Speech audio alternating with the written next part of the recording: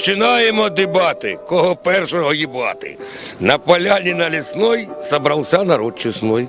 Жили-были ложки-плошки, мандавошки, лев гремучая змея, в общем, было дохуя. На стене висит объява, срать не меньше килограмма. Кто насрет 4 тонны, тот получит премию. Вот поднялся лев могучий и насрал 4 кучи. Вот поднялся слон Гондон и насрал 15 тонн.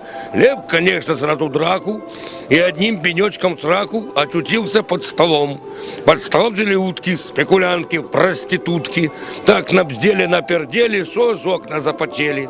Только еж не растерялся, взял бутылку и смотался.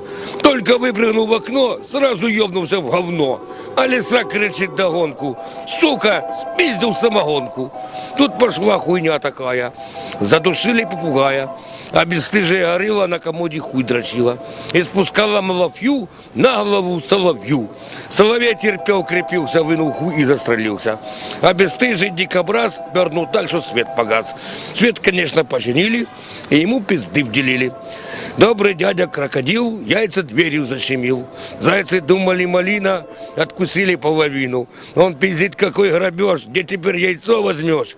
А бесстыжий носорог натянул гондон на рог и пиздит рабочий класс. Я надел противогаз.